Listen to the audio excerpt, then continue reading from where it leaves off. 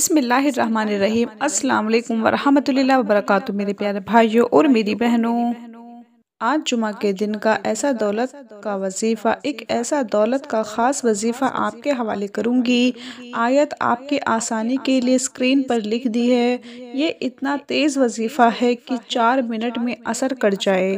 دوستو، میرے پیارے بھائیوں اور میری بہنوں، جمعہ کی فضیلت کے بارے میں تو ہر کوئی جانتا ہے، جمعہ کے دن کی کتنی اہمیت ہے۔ جمعہ کے دن کی فضیلت یہ ہے کہ یہ دن ہفتے کے سارے دنوں کا سردار ہے۔ ایک حدیث میں ہے کہ سب سے بہترین دن جس پر آفتاب طلوع ہوتا ہے جمعہ کا دن ہے۔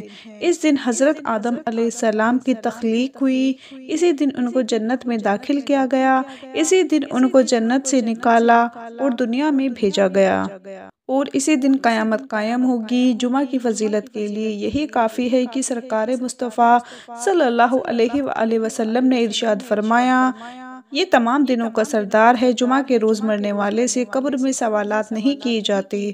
روزے جمعہ میں ایک ایسا وقت ہے جس میں دعا رد نہیں کی جاتی۔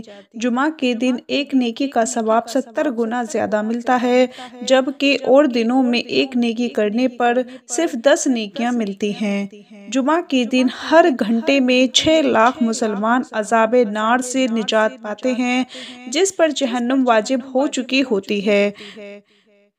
جمعہ کے دن ہر گھڑی بڑی قیمتی ہے، اسی لیے ہمیں اس کی قدر کرنی چاہیے اور اسے اور دنوں کی طرح غفلت میں نہیں گزارنا چاہیے، بلکہ اس دن کا فائدہ اٹھاتے ہوئے رحمت الہی سے مالا مال ہوتے رہیں اور دوسرے کو بھی اس بارے میں بتائیں تاکہ وہ بھی جمعہ کے دن سے فیض یاب ہو سکے۔ اللہ پاک ہمیں جمعہ کے دن کی قدر کرنے کی توفیق عطا فرمائے۔ اللہ پاک کے پیارے رسول مقبول سیدہ آمنہ رضی اللہ تعالی عنہا کے گلشن کے مہکتے پھول صلی اللہ علیہ وآلہ وسلم نے ارشاد فرمایا، بلا شبہ تمہارے لیے ہر جمعہ کے دن میں ایک حج اور ایک عمرہ موجود ہے، لہٰذا جمعہ کی نماز کے لیے جلدی نکلنا حج ہے اور جمعہ کی نماز کے بعد عصر کی نماز کے لیے انتظار کرنا عمرہ ہے۔ حضرت سیدنا عبداللہ بن عباس رضی اللہ تعالی عنہ سے روایت ہے کہ سرکار نامدار بازن پروردگار دو عالم کے مالک مختار شہنشاہ ابرار صلی اللہ علیہ وآلہ وسلم نے ارشاد فرمایا، الجمعۃ حج المساکین، یعنی جمعہ کی نماز مساکین کا حج ہے۔ اور دوسری روایت میں ہے، الجمعۃ حج الفقراء، یعنی جمعہ کی نماز غریبوں کا حج ہے۔ نبی کریم صلی اللہ علیہ وآلہ وسلم کا فرمان رحمت نشان ہے۔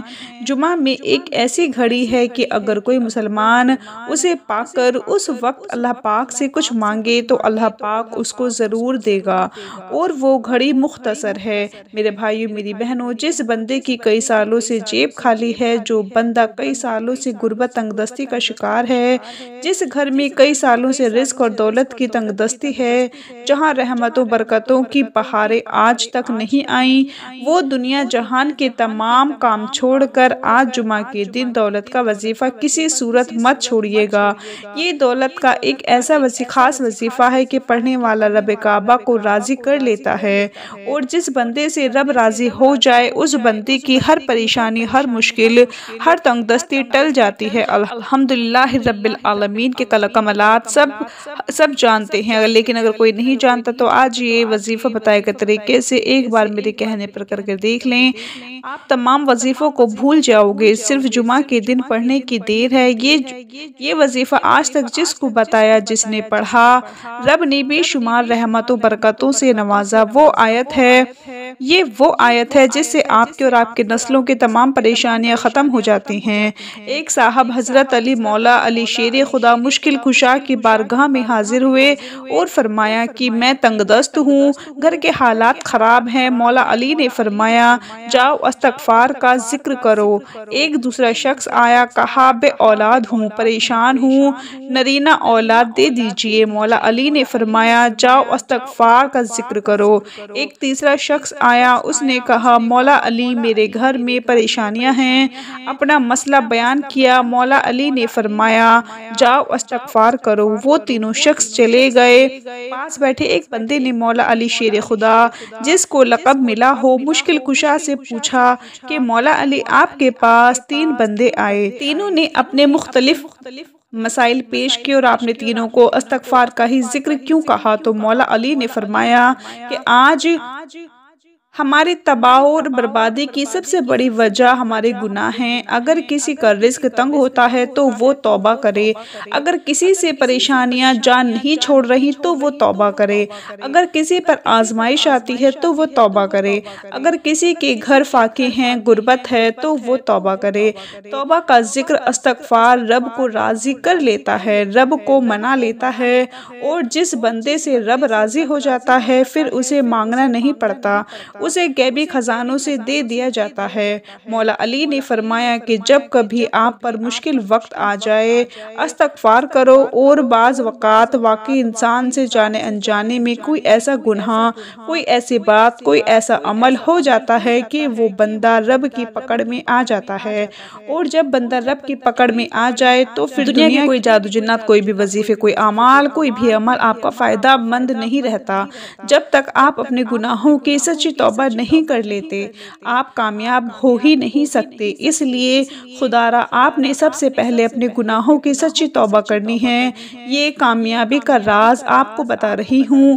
میں لوگوں کے وظائف سنتی ہوں، لوگ بڑے بڑے وظیفے بتاتے ہیں، بڑے بڑے درس دیتے ہیں، لیکن خدارا ہم میں سے، آپ میں سے بہت سے لوگ ان باتوں کو پہلے سے جانتے ہیں۔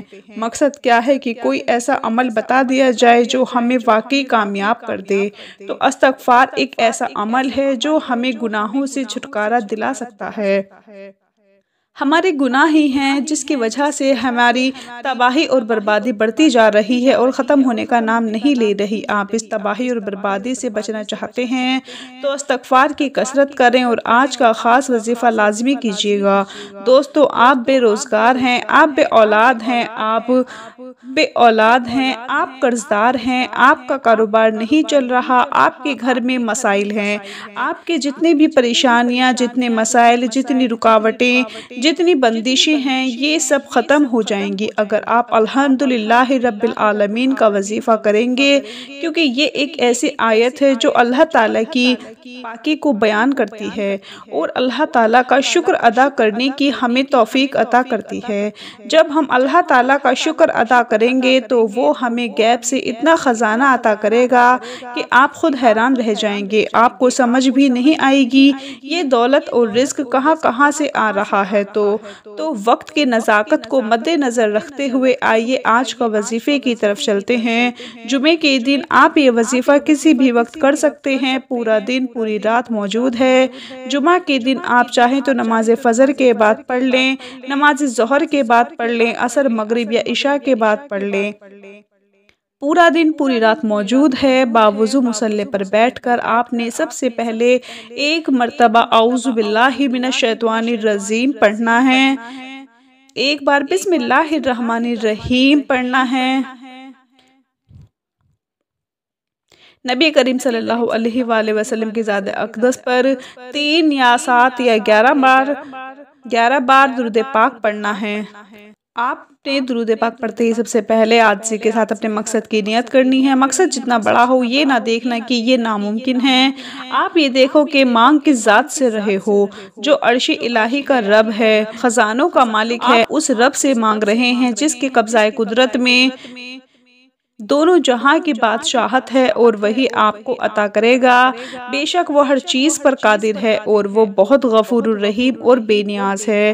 دوستو، آپ انشاءاللہ جو مانگیں گے آپ کو مل جائے گا۔ اپنے مقصد کی نیت کیجئے، اگر گاڑی، دولت، شہرت، جو بھی چاہیے وہ مانگ لیں۔ اگر آپ کو پریشانی ہے تو اپنے مقصد کی نیت کرنے کے بعد وہیں بیٹھے آنکھوں کو بند کیجئے، پوری توجہ اور دھیان سے یہ وظیفہ پڑھنا شروع کیجئے۔ یہ پہلے نمبر پر وظیفہ ہے، یہی کامیابی کا راز ہے۔